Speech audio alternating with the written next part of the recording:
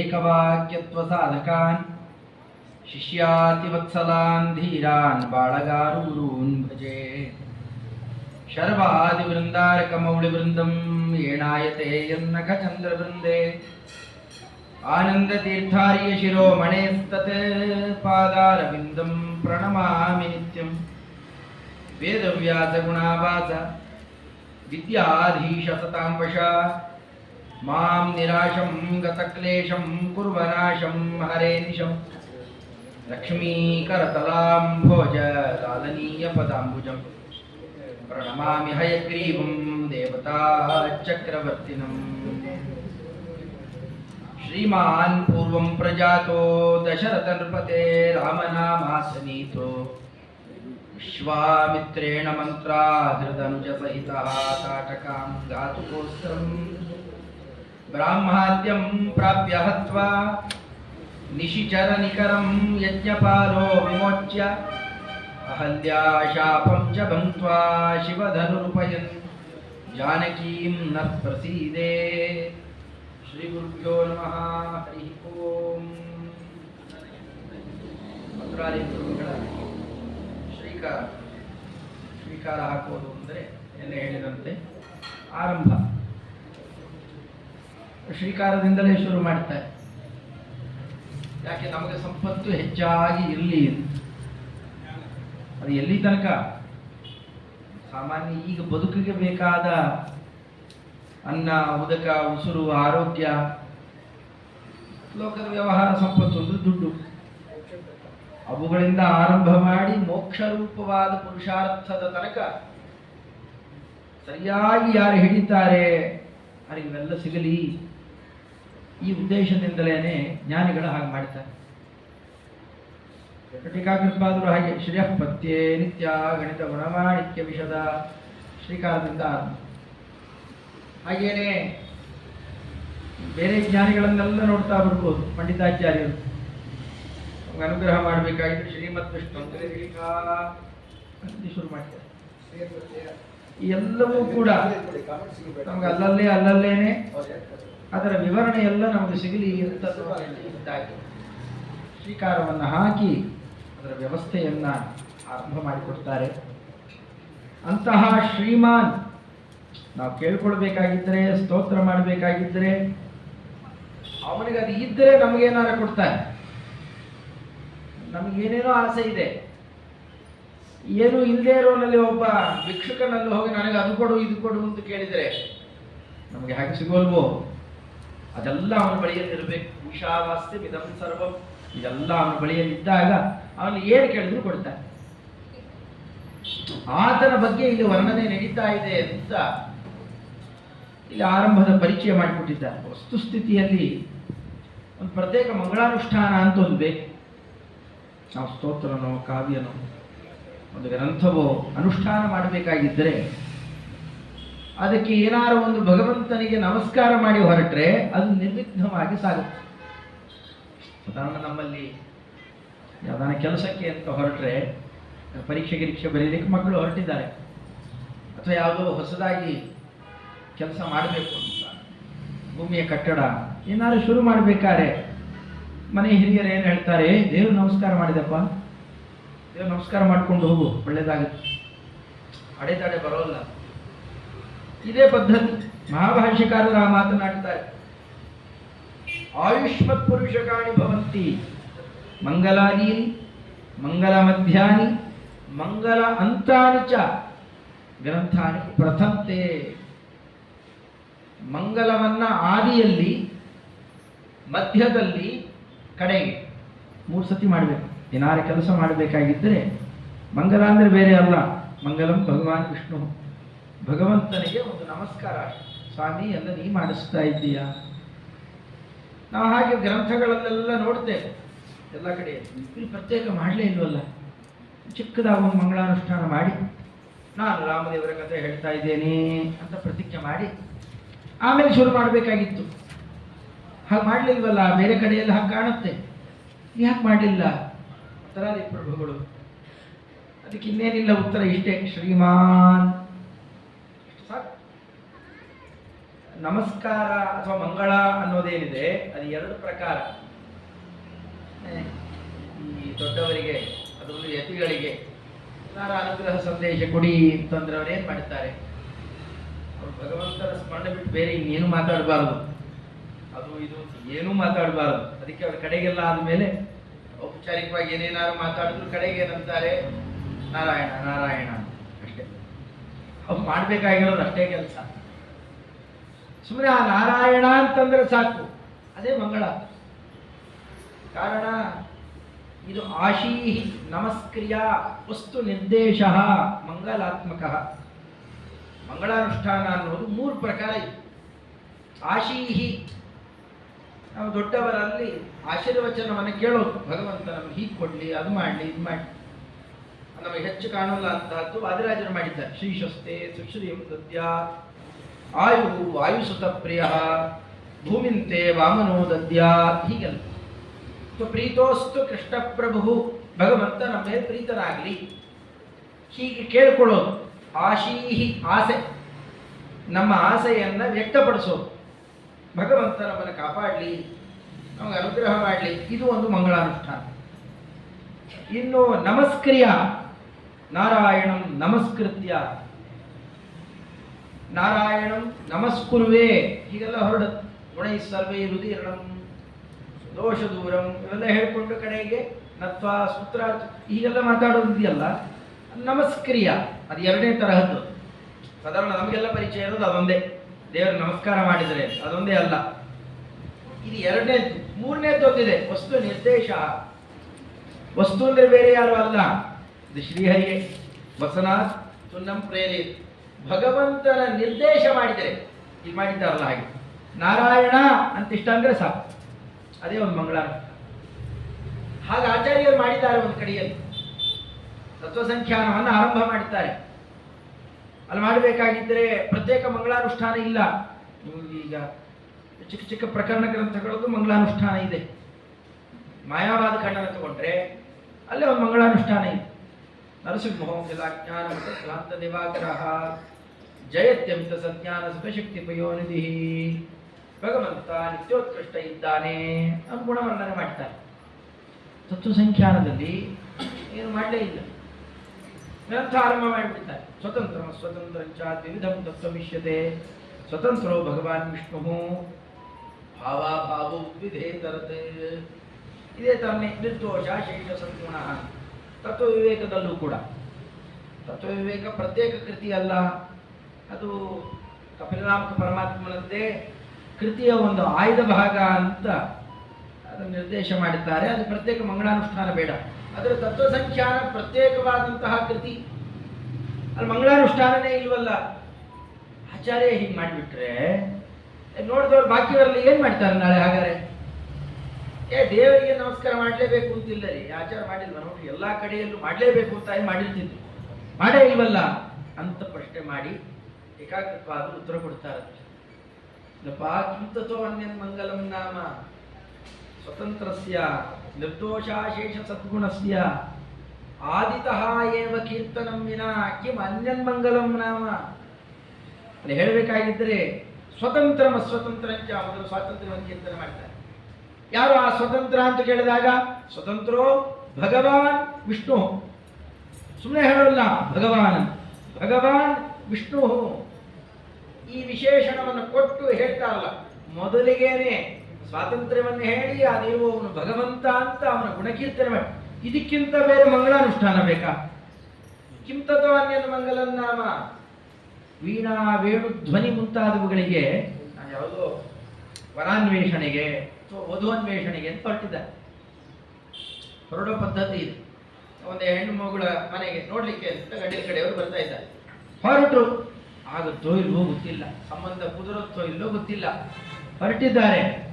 ನಾನು ಹೊರಗೆ ಹೊರಡ್ತಿರ್ಲಿಕ್ಕೇನೆ ಒಂದು ಯಾವುದೋ ದಿಬ್ಬಣ ಬಂತು, ಕಲಶ ಹಿಡ್ಕೊಂಡು ಅದಕ್ಕೆಲ್ಲ ಈ ಹಿಂಗಾರ ಎಲ್ಲ ಇಟ್ಟಿರ್ತಾರೆ, ಅಡಿಕೆ ಹಿಂಗಾರ ಹಾಕೊಂಡು ಒಳ್ಳೆ ವಸ್ತ್ರ ವಿಭೂಷಣ ವಾದ್ಯ ಬಾಲ್ಗ ಬಾರಿಸ್ಕೊಂಡು ಬರ್ತಾ ಇದ್ದಾರೆ. ನೋಡಿದ ತಕ್ಷಣ ಏನಂತಾರೆ, ಆಗೋಯ್ತು, ಈ ಸಂಬಂಧ ಕುದುರ್ತು ಬಿಡು. ಹೋಗೇ ಇಲ್ಲ, ನೋಡೇ ಇಲ್ಲ, ಈ ಸಂಬಂಧ ಕುದುರ್ತು ಬಿಡು.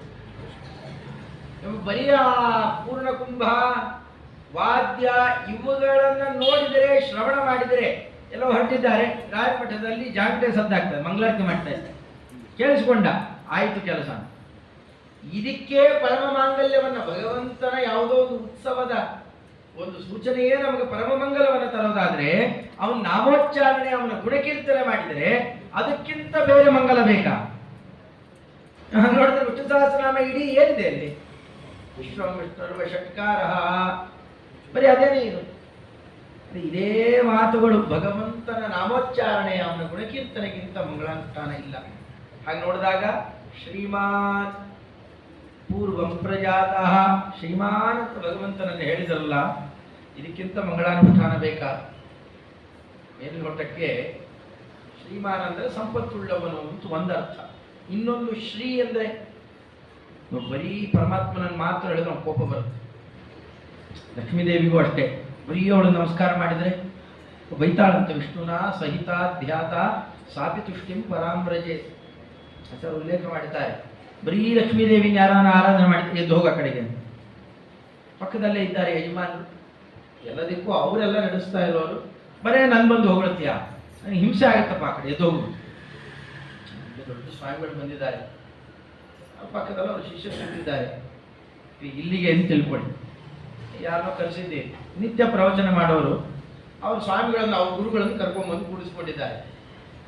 ಇಲ್ಲಿ ಎದುರುಗಡೆ ಕುತ್ಕೊಂಡು, ಆಚಾರ್ಯ ನೀವೆಷ್ಟು ಚೆನ್ನಾಗಿ ಹೇಳ್ತೀರಿ, ನೀವೆಷ್ಟು ಚೆನ್ನಾಗಿ. ಆ ಸ್ವಾಮಿಗಳ ಎದುರುಗಡೆ ದೇವಿ ಸ್ವಲ್ಪ ಬಾಯಿ ಮುಚ್ಚಿಕೊಳ್ಳಿ, ದೊಡ್ಡವ್ರು ಬಂದೆ ನನ್ನೇನು ಹೊಗಳ್ತೇರಿ, ಅವ್ರ ಎದುರುಗಡೆ ಹಿಂಸೆ ಆಗುತ್ತೆ ನಮಗೆ ಅಂತ ಅದು ಬೈತಾರೆ. ಆಗ ಅವ್ರಿಗೆ ಪ್ರೀತಿ ಆಗೋಲ್ಲ, ಕೋಪ ಬರುತ್ತೆ. ಹಾಗೆ ಭಗವಂತನ ಪಕ್ಕ ಸದಾ ಜೊತೆಯಲ್ಲಿ ಇರ್ತಾರ ಇಬ್ರು. ಭಗವಂತನಲ್ಲಿ ಬಿಟ್ಟು ಬರೇ ಲಕ್ಷ್ಮೀ ದೇವಿ ಅಂತ. ನೀವು ಅನಂತನ ವ್ರತ ಯಾರು ಮಾಡ್ತಾರೋ ಇಲ್ಲೋ ಗೊತ್ತಿಲ್ಲ, ವರಮಹಾಲಕ್ಷ್ಮಿ ಎಲ್ಲರೂ ಮಾಡ್ತಾರೆ. ಬರೇ ದುಡ್ಡಿನ ಆಸೆ, ದುರಾಸೆ ಆಗ್ತದೆ, ಇನ್ನೇನು ಅಲ್ಲ. ಹೀಗೆ ಮಾಡಿದ್ರೆ ಲಕ್ಷ್ಮೀ ದೇವಿಯ ಕೋಪ ಬರುತ್ತೋ ಪ್ರೀತಿ ಆಗುತ್ತೋ? ಅಂದ್ರೆ ಇಬ್ಬರನ್ನು ಜೊತೆಗೆ ಹೇಳಬೇಕು. ದಾಸರಾಜರು ಅವರ ಅಂಕಿತಗಳನ್ನು ನಮಗೆ 3 ಥರ ಸಿಗುತ್ತೆ. ಅಂದ್ರೆ ಶ್ರೀಕೃಷ್ಣ, ಶ್ರೀಕೃಷ್ಣ, ಕೃಷ್ಣ. ಮೊದಲು ಬರೀ ಕೃಷ್ಣ ಕೃಷ್ಣ ಅಂತ ಅಷ್ಟೇ ಮಾಡ್ತಿದ್ದರು. ಭಗವಂತ ಸ್ವಪ್ನದಲ್ಲಿ ಸೂಚನೆ ಕೊಟ್ಟಂತೆ, ಯಾಕಪ್ಪ ನಾನು ಈ ಥರ ತಲೆ ಬಡಿಸ್ಕೊಂಡಿದ್ದೇನೇನು, ಹೆಂಡತಿ ಮಕ್ಕಳೆಲ್ಲ ಇದ್ದಾರೋ ಹಾಗೆಲ್ಲ ಬರೀ ಒಟ್ಟಿ ಹಸಲು ಕರಿಬೇಡ. ದಾಸರಾಜರಿಗೆ ಹೀಗೆ ಸೂಚನೆ ಕೊಟ್ಟಿದ್ದಂತೆ. ಆಮೇಲೆ ಶ್ರೀಕೃಷ್ಣ ಸೇರಿಸಿ ಮಾಡಿದ್ದಾನೆ. ಹಾಗೆ ಶ್ರೀ ಅಂತಂದ್ರೆ ಯಾರಲ್ಲಿಗೆ? ಅಮ್ಮನವರು, ವಾಂಗ್ಮನೋ ನಿಯಾಮಕಳು. ಅವಳು ನಮಸ್ಕಾರ ಮಾಡಿದೆ, ಅವಳ ಜೊತೆಗೆ ಸೇರಿಸಿದೆ, ಭಗವಂತನನ್ನು ಕೀರ್ತನೆ ಮಾಡಿದ್ರೆ ಅವನು ಕೋಪ ಬರುತ್ತೆ. ಹಾಗೆ ಇದು ಶ್ರೀಮಾನ್ ಅಂತ ಬರುತ್ತೆ. ಹೆಸರಿಗೆ ಸರಿ ಹೇಳಬಾರ್ದೇನ್ರಿ, ಸುಮ್ಮನೆ ಅದೆಲ್ಲ ಬೇಡ. ಹೆಸರಿಗೆ ಸರಿ ಹೇಳಬಾರ್ದಾ? ಸ್ವಂತ ಹೆಸರಿಲ್ಲೇನು ದೇವರಿಗೆ? ಸೊ ಹೋಗಿ ಹೆಂಡತಿ ಜೊತೆಯಲ್ಲಿ ಹೇಳ್ತಿರಲ್ಲ, ಹೆಸರು ಹೇಳ್ಬೇಕಪ್ಪ. ಈ ಪದ್ಧತಿ ಇವರೊಬ್ಬರಲ್ಲ, ಮಂತ್ರಾಲಯ ಪ್ರಭುಗಳು ತುಂಬಾ ಈಚೆಗೆ ಅನ್ಬಹುದು. ಅದಕ್ಕೆ ಮುಂಚಿನ ಪ್ರಯೋಗಗಳನ್ನು ನೋಡಿದ್ರೆ, ಹಿಂದೆ ಹೇಳಿದ್ನಲ್ಲ ಹಾಗೆ ಹೇಳುವಾಗೆಲ್ಲ ಆಚಾರ್ಯರ ಹಾಗಂತಾರೆ. ಲಕ್ಷ್ಮೀಕಾಂತ ಸಮಂತ ತೋಪಿ ಕಲೆಯ ಹೆಸರೇ ಇಲ್ವಾ? ಲಕ್ಷ್ಮೀಕಾಂತ ಅಂತ ಕರೀತಾರೆ. ಇಲ್ಲ ಅಂತಂದ್ರೆ ಕಮಲಾಪತಿ ಮಾನಮ್ಯ, ಲಕ್ಷ್ಮೀಪತೆ ಪದಾಂಭೋಜ, ಇವೆಲ್ಲ ಟೀಕಾಕೃತ್ಪಾದ. ಶ್ರೀಯಪತ್ಯೆ ನಿತ್ಯ ಗಣಿತ ಗುಣ, ಈ ಸ್ವಂತ ರೆಕಗ್ನೇಷನ್ ಇಲ್ಲ. ಅದು ವ್ಯವಸ್ಥೆ ಇದೆ. ಹಿಂದೆಲ್ಲ ಹೇಳಿದ್ದೆ ನಾನು, ಈ ಪ್ರಸಿದ್ಧಿ ಯಾರಿಂದ ಬರಬೇಕು? ತುಂಬಾ ಉತ್ತಮನಾದಂತಹ ವ್ಯಕ್ತಿ, ಉತ್ತಮ ಅಂತ ಗಣನೆ ಮಾಡ್ತಾನೆ. ಒಳಗಡೆಯಲ್ಲಿ ತನಗೇನೆ ಒಳ್ಳೆ ಸಂಗೀತ ಗಾನ ಕಲಾ ಇದೆ, ಸೌಂದರ್ಯ ಇದೆ, ಔದಾರ್ಯ ಇದೆ, ಶ್ರೀಮಂತಿಗೆ ಏನೇನೋ ಇದೆ, ಅದರಿಂದ ಪ್ರಸಿದ್ಧನಾದ. ತನ್ನಲ್ಲಿರೋ ಗುಣದಿಂದಲೇ ಪ್ರಸಿದ್ಧನಾದ ಅವನು ಉತ್ತಮ ಅಂತ. ಯಾರನ್ನ ಪರಿಚಯ ಮಾಡಿಸ್ಬೇಕಾದ್ರೆ ಇವ್ರು ಯಾರು ಗೊತ್ತಾಯ್ತೇನೋ? ತುಂಬಾ ದಾನ ಮಾಡ್ತಾ ಇದ್ರು ನೋಡಿ, ಇಂಥ ಕಡೆಯಲ್ಲೆಲ್ಲ ಈ ವಸ್ತು ಎಲ್ಲ ಕೊಟ್ಟಿದ್ದ ಇವರೇ ಅವರು. ಓ ಒಳ್ಳೇದಾಯ್ತು. ಇದಕ್ಕಿಂತ ಸ್ವಲ್ಪ ಕಮ್ಮಿ ಅಂತಂದ್ರೆ ಉತ್ತಮ ಅಂತ ಕರೀತಾರೆ. ಇವ್ರು ಯಾರು ಗೊತ್ತಾ? ಇಂಥವ್ರ ಮಗ. ಅವನ ಸ್ವಂತಿಕೆ ಏನಿಲ್ಲ, ಅವ್ರ ತಂದೆ ತುಂಬಾ ಮಾಡಿದ್ದಾರೆ, ಇಂಥವ್ರ ಮಗ. ಇಲ್ಲ ಇಂಥವ್ರ ಶಿಷ್ಯ, ಇವೆಲ್ಲ ಉತ್ತಮ ಅಂತ ಕರೀತಾರೆ. ಇನ್ನು ಅದಕ್ಕಿಂತಲೂ ಕೂಡ ಕೆಳಗೆ ಹೋದ್ರೆ ಬೇರೆ ಸಂಬಂಧಿಕರು ಅವರು ಇವರಿಂದ ಪರಿಚಯ ಪಡೆಯೋದು ಮಧ್ಯಮ. ಇವ್ರು ಯಾರು ಗೊತ್ತಾ? ಇಂಥವ್ರ ಅಳೆಯ. ಇವ್ರಿಗೆ ಹೆಣ್ಣು ಕೊಟ್ಟವರಿದ್ದಾರೆ ಇಂಥವ್ರು, ಇವರ ಅಳೆಯ. ತಮ್ಮ ಮನೆತನ, ತಮ್ಮ ಗುರುಗಳು, ತಮ್ಮ ವ್ಯಕ್ತಿತ್ವ ಯಾವುದೂ ಇಲ್ಲ. ಹೆಣ್ಣು ಕೊಟ್ಟವರಿಂದ ಪ್ರಸಿದ್ಧಿಗೆ ಬರ್ತಾನೆ ಅಂದ್ರೆ ಅವನ ಅಧಮ ಅಂತ ವೈದ್ಯ. ನೀನು ಅದಕ್ಕಿಂತ ಕೆಳಗಿಳಿದು ಬಿಟ್ರೆ ಇವ್ರು ಯಾರು ಗೊತ್ತಾ? ಇಂಥವ್ರು ಯಜಮಾನರು ಅಂತಂದ್ರೆ ಅವನು ಏನು ಪ್ರಸಿದ್ಧಿನೇ ಇಲ್ಲ. ಹೆಂಡತಿ ಭಾರಿ ಪ್ರಸಿದ್ಧಿ ಇದ್ದಾಳೆ, ಅವಳು ಗಂಡ ಅಂತ ಇವನು ಪ್ರಸಿದ್ಧಿಗೆ ತಂದ್ರೆ ಅಮ್ಮನವ್ರ ಗಂಡ ಅಂತಾರೆ. ನೀವು ಮಾಡ್ತಾ ಇರೋದು ಏನ್ ಕೆಲಸ ಇಲ್ಲಿ? ಭಗವಂತನನ್ನು ಕೂಡ ಎಲ್ಲಾ ಗ್ರಂಥಗಳಲ್ಲೂ ಉಲ್ಲೇಖ ಮಾಡೋದು ಹಾಗೆ ಮಾಡ್ತೀರಿ. ಶ್ರೀಮದಾಚಾರ್ಯರಿಂದ ಹಿಡ್ಕೊಂಡು ಪ್ರತಿಯೊಬ್ಬರು ಹಾಗೆ ಮಾಡ್ತಾರೆ ಅಂದ್ರೆ ಇದು ಭಗವಂತನಿಗೆ ಮರ್ಯಾದೆ ಕೊಟ್ಟದ್ದೋ ಮರ್ಯಾದೆ ತೆಗೆದಿದ್ದು. ಇದು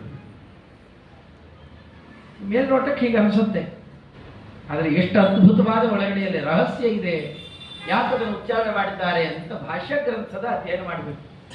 ಅದು ತೋರಿಸಿಕೊಡ್ತಾರೆ. ಶ್ರೀಮದ್ ಭಾಷ್ಯದಲ್ಲಿ ಒಂದು ಒಳ್ಳೆ ಸೂಕ್ತ ತಗೊಂಡಿದ್ದಾರೆ. ನಾವೆಲ್ಲ ಹೇಳುವ ಸೂಕ್ತವೇ.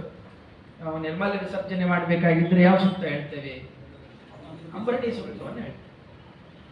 ಆ ಸೂಕ್ತದಲ್ಲಿ ಏನಿದೆ ಬಹಳ ಚೆನ್ನಾಗಿದೆ. ಅಮ್ಮನವರ ಪರಿಚಯ ಪೂರ್ಣ.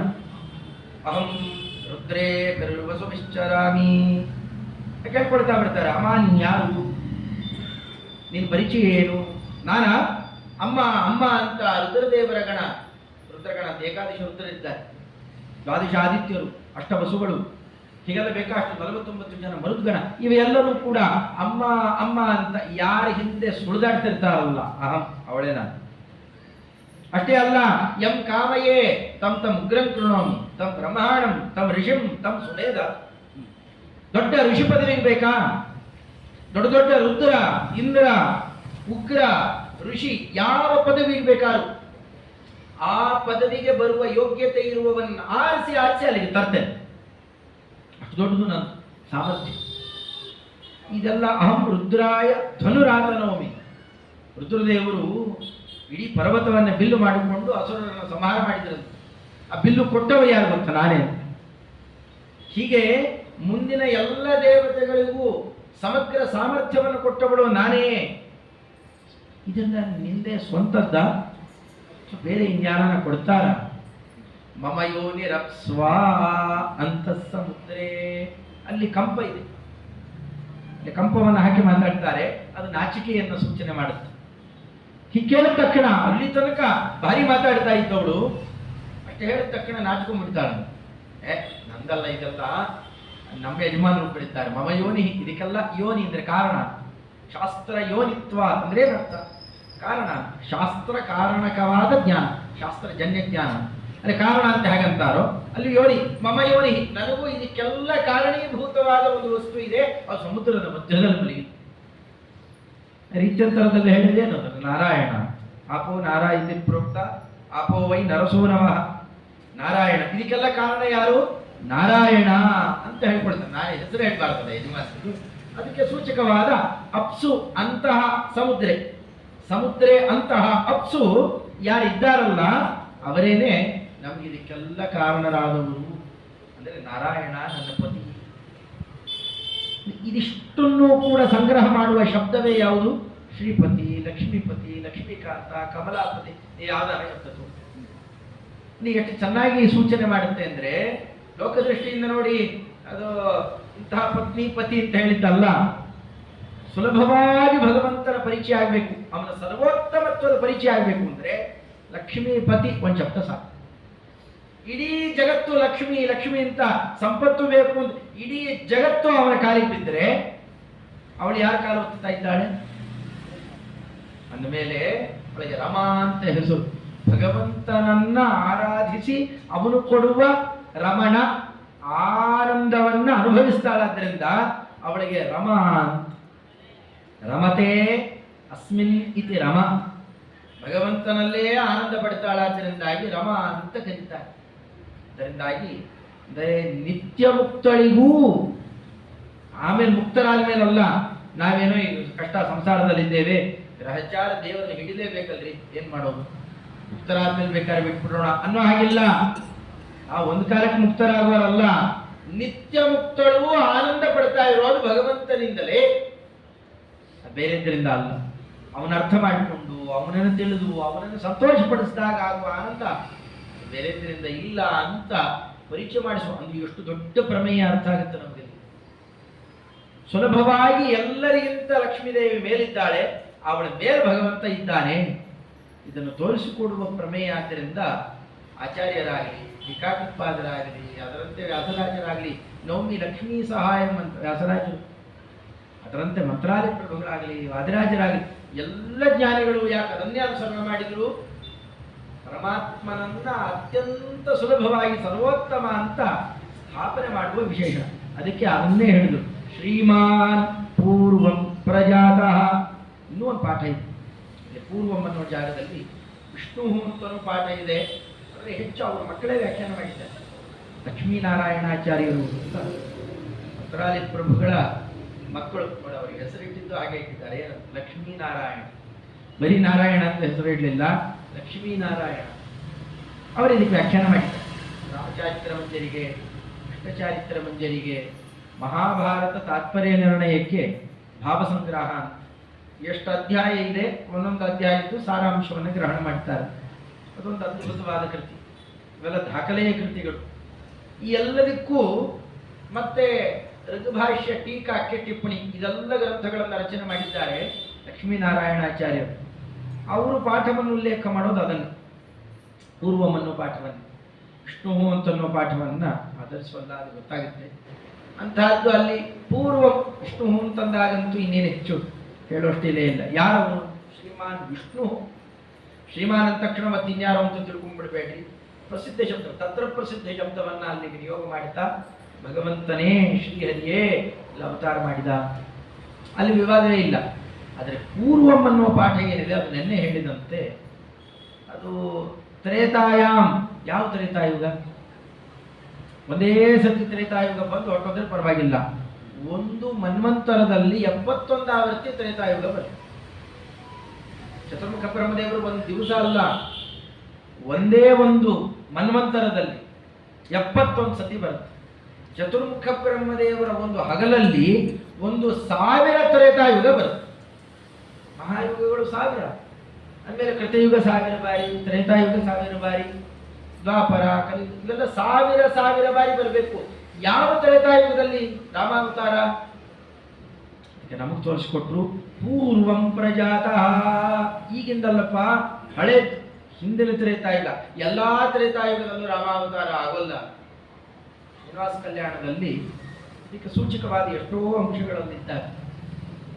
ಕುಬೇರನ ಹತ್ರ ಸಾಲ ತಗೊಳ್ತಾನೆ ದೇವರು. ತಗೋಬೇಕಾದ್ರೆ ಕುಬೇರ ದೇವರ ಅಂತ, ಅಲ್ಲ ಸ್ವಾಮಿ, ಅದರ ಹಿಂದೆ ಸರ್ವಸ್ವನಿಂದ ನೀ ಕೊಟ್ಟಿದ್ದನ್ನು ನಾವು ಇಟ್ಟುಕೊಂಡಿದ್ದೇವೆ, ಅಂತಹದ್ದು ನಮ್ಮಲ್ಲಿ ನೀ ಯಾಕೆ ಸಾಲ ಕೇಳಬೇಕು? ಇಲ್ಲಪ್ಪ, ಹಾಗಲ್ಲ, ಒಬ್ಬೊಬ್ಬರಿಗೆ ಇಷ್ಟಿಷ್ಟು ಅಂತ ನಾನೇನು ವಿಂಗಡಣೆ ಮಾಡಿ ಕೊಟ್ಟಿದ್ದೇನಲ್ಲ, ಇಲ್ಲಿ ಸಂಪತ್ತನ್ನ ಬೇರೆ ಲೋಕಕ್ಕೆ ತಗೊಂಡು ಹೋಗಲ್ಲ, ಬೇರೆ ಲೋಕದ ಸಂಪತ್ತನ್ನ ಇಲ್ಲಿಡ್ತಾರಲ್ಲ. ಯಾವಾಗ? ಚತುರ್ಮುಖ ಬ್ರಹ್ಮದೇವರ ಒಂದು ಹಗಲಲ್ಲಿ 10 ಅವತಾರ ಮಾಡಿದ್ದೇನೆ. ಒಂದು ಹಗಲಲ್ಲಿ ಅಂದರೆ ಪ್ರತಿ ಮಹಾಯುಗದಲ್ಲ, ಪ್ರತಿ ಕೃತ, ತ್ರೇತ, ದ್ವಾಪರ, ಕಲಿಯುಗ 28ನೇದ್ದು ಈಗ ನಮ್ದಿರೋದು. ಇಲ್ಲೇ 10 ಅವತಾರ ಇಲ್ಲ. 14 ಮನ್ವಂತರಗಳ ಮಧ್ಯದಲ್ಲಿ ಒಂದಾವರ್ತಿ ದಶಾವತಾರ ನಡೆಯುತ್ತೆ. ಮತ್ಸ್ಯ, ಕೂರ್ಮ, ವರಾಹ. ಅದಕ್ಕೆ ಇದೆಲ್ಲ ಯಾವಾಗ ಯಾವಾಗ ಅಂತ ತಿಳಿಬೇಕು. ದಶಾವತಾರದ್ದೇ ಒಂದೇ ಆವರ್ತಿ ಪಟ್ಟಿ ಅದು. ಮತ್ತೆ ಮತ್ತೆ ಮತ್ತೆ ಮತ್ತೆ ಆಗೋಲ್ಲ. ಕೆಲವು ಮತ್ತೆ ಮತ್ತೆ ಆಗಿದ್ದೇನೆ ಉಲ್ಲೇಖ ಮಾಡ್ತಾರೆ. ವರಾಹಾವತಾರ 2 ಆವರ್ತಿ ಆಗಿದೆ. ಅದೇ ದಶಾವತಾರದಲ್ಲಿ ಸೇರೋದು ನೀಲವರಾಹರು, ಶ್ವೇತವರಾಹ ರೂಪವನ್ನು ಹಿಡಿದ್ರು 2 ಆವರ್ತಿ ಆಗಿದೆ. ಬುದ್ಧ ರೂಪ 2 ಆವರ್ತಿ ಆಗಿದೆ. ಮತ್ತೆ ಮತ್ತೆ ಉಲ್ಲೇಖ ಮಾಡ್ತಾರೆ ಅದನ್ನೆಲ್ಲ. ಅಂದರೆ ಈ ಸೂಕ್ಷ್ಮ ಇದೆ. ಅದು ಒಂದಾವರ್ತಿ ಮಾತ್ರ ಮಾಡ್ತೇನೆ. ಮಾಡಿದಾಗ ಇಲ್ಲಿಯ ಸಂಪತ್ತು ಅಲ್ಲಿಗೆ, ಅಲ್ಲಿಯ ಸಂಪತ್ತು ಇಲ್ಲಿ ತಗೊಂಡ್ಬರೋಲ್ಲ. ಇನ್ನೊಂದು ವಿಚಿತ್ರ, ಅಳ್ತಾ ಮಲಗಿಬಿಟ್ಟಿದ್ದಾನೆ. ಕುದುರೆಗೆಲ್ಲ ಕಲ್ಲು ಹೊಡೆದು ಓಡಿಸ್ಬಿಟ್ಟಿದ್ದಾನೆ ಪದ್ಮಾವತಿ ದೇವಿ. ಮನೆಗೆ ಬಂದು ಅಳ್ತಾ ಮಲಗಿಬಿಟ್ಟಿದ್ದಾನೆ. ಅಳೋದಲ್ಲ, ಅಳಿಸೋನವನು ನಾಟಕ ಮಾಡ್ತಾ ಇದ್ದ. ಅದು ಮುಸುಕು ಹಾಕೊಂಡಾಗ ಅಳೋ ಸದ್ದು ಕೇಳಿಸ್ತಾ ಇದೆ. ಅಷ್ಟೇ, ಮುಸುಕು ತೆಗೆದ್ರೆ ಏನೂ ಇಲ್ಲ. ಮತ್ತೆ ಕಣ್ಣಲ್ಲಿ ನೀರೆಲ್ಲ, ಮುಗ ಸಿಂಬಳ ಇಲ್ಲ ಅಂತಾರ ಮಕ್ಕಳಿಗೆ. ಅಲ್ಲಿ ಏನೂ ಇಲ್ಲ. ಆದರೆ ಅದೇನೋ ಅಳ್ತಾ ಇದ್ದಾನೆ. ಏನೋ ಆಯ್ತು ಅಂತ ಎಲ್ಲ ಎಬ್ಬಿಸಿ ಕೇಳ್ತಾಳೆ. ಇಷ್ಟೊಂದೆಲ್ಲ ಆದಲ್ಲ ನಿನಗೆ, ಆ ಹುಡುಗಿ ಮೇಲೆ ಯಾಕೆ? ಅದೇ ಹುಡುಗಿ ಬೇಕು ಅಂತ ಯಾಕೆ ನಿನಗೆ? ಇಲ್ಲ ಅಮ್ಮ, ಅವಳು ಹಿಂದೆ ರಾಮಾಯಣ ಕಾಲದಲ್ಲಿ ಪ್ರಾರ್ಥಿತಳಾಗಿದ್ದವಳು ಅಂತ ರಾಮಾಯಣ ಇಡೀ ಹೇಳ್ತಾರೆ. ಶ್ರೀನಿವಾಸ ದೇವರು ರಾಮಾಯಣ ಹೇಳಿದ್ದಿದೆ. ಅಲ್ಲಿ ಕಾಲದ ಉಲ್ಲೇಖ ಇದೆ. ಕಾಲದ ಉಲ್ಲೇಖ ಮಾಡ್ಬೇಕಾದ್ರೆ ಏನಂತಾನಲ್ಲಿ, ಇಬ್ಬಿಬ್ಬರು ಸೀತೆಯರು ಬಂದರು. ಇವಳು ಯಾರು ಅಂತ ಗೊತ್ತಿಲ್ಲದೆ ಇದ್ದವನಂತ ಇವನು ಕೇಳಬೇಕು. ಗೊತ್ತಿಲ್ವಾ ಭಗವಂತನಿಗೆ? ಅವ್ ಕೇಳ್ಬೇಕಂತೆ, ಸೀತೆ ಇವಳು ಯಾರು? ಏಕೆಂದ್ರೆ ಇವಳು ವೇದವತಿ, ಮದರ್ಥಂ ದುಃಖಂ ಅನುಭವತಾಸ, ನನಗೋಸ್ಕರ ದುಃಖವನ್ನು ಅನುಭವಿಸಿಬಿಟ್ಟಿದ್ದಾಳೆ. ಸ್ವಾಮಿ ಅವಳು ಪಾಣಿಗ್ರಹಣನೂ ಮಾಡು. ಈಗ ಒಂದು ಮಾತಿದೆ ಅಲ್ಲಿ, ಆದರೆ ವಾಸ್ತವಿಕವಾಗಿ ಆಚಾರ್ಯರಂತಾರೆ ಅಲ್ಲಿ ಮುಂದೆ ಆ ಪ್ರಕರಣ ಬರುತ್ತೆ.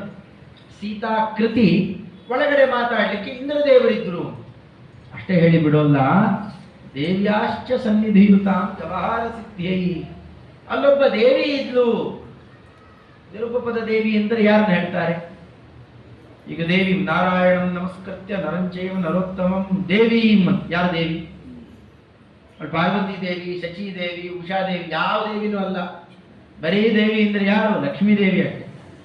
ಅಂದ್ರೆ ಸಾಕ್ಷಾತ್ ಲಕ್ಷ್ಮೀ ದೇವಿಯ ಸನ್ನಿಧಾನ ಅಲ್ಲಿದೆ. ಅಂದ್ರೆ ಅವಳದ್ದೇ ಇನ್ನೊಂದು ರೂಪ. ಅದಕ್ಕೆ ಪದ್ಮಾವತಿ ಬೇರೆ ಯಾರು ಅಲ್ಲ, ಸಾಕ್ಷಾತ್ ಅವನವರದ್ದೇ ಮತ್ತೊಂದು ರೂಪ ವೇದವತಿ. ಇನ್ನೊಂದು ರೂಪ ಇದೆ, ಆದರೆ ಪಾಣಿಗ್ರಹಣ ಮಾಡು ಅಂತ ಪ್ರಶ್ನೆ ಮಾಡಿದ್ದಾಳೆ. ಅದಕ್ಕೇನಂತಾನೆ ಗೊತ್ತಾ? ಈ ವರವನ್ನ ಈಗಾಗಲ್ಲ, ಈಗ ಏಕಪತ್ನಿ ವ್ರತಸ್ಥೆ ಇದ್ದೇನೆ, ಮುಂದೆ ಕೃಷ್ಣಾವತಾರ ಆಗುತ್ತೆ, ಆಗಲೂ ಅನೇಕ ವಿವಾಹ ಮಾಡಿಕೊಳ್ತೀನಿ, ಆಗಲ್ಲ. ಕೃಷ್ಣಾವತಾರದ ನಂತರ ಇದನ್ನು ಪೂರೈಸ್ತೇನೆ. ಯಾವಾಗ? 28ತಮೇ ಕಲವು. ಸ್ಪೆಸಿಫಿಕ್ ಆಗಿ ಅದನ್ನು ಹೇಳ್ತಾನೆ. ಆಗಾಮಿ ಕಲವು ಅಂದ್ರೆ ಮುಗಿದೋಗಿರೋದು. ರಾಮಾವತಾರ 28ನೇ ತ್ರೇತಾಯುಗದಲ್ಲೇ ಆಗಿದೆ ಅಂತ ಇಟ್ಕೊಳ್ಳೋಣ. ಒಂದು ಪ್ರಮಾಣ ಹಾಗೆ ಹೇಳುತ್ತೆ ಮಹಾಭಾರತದಲ್ಲಿ. ಇವಾಗ ಆ ಥರ ಮುದ್ರಣ ಆಗಿದೆ. ಭೀಷ್ಮಾಚಾರ್ಯರು ದಶಾವತಾರದ ಚಿತ್ರಣ ಮಾಡಿದ್ದಾರೆ ಅಗ್ರಪೂಜಾ ಪ್ರಕರಣದಲ್ಲಿ. ಅಲ್ಲಿ ಹಾಗೆ ಮುದ್ರಣ ಆಗಿದೆ. ಆ ವಿವಾದ ಇದೆ.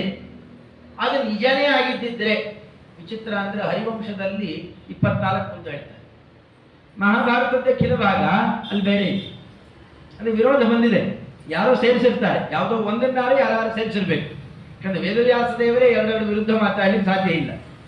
ಹಾಗಾಗಿ ಯಾವ್ದು ಸರಿ ಯಾವ್ದು ತಪ್ಪು ಪತ್ರಾರಿ ಪ್ರಭುಗಳು ಬಗೆಹರಿಸಿದ್ರು. ಪೂರ್ವಂ ಪ್ರಜಾತಃ.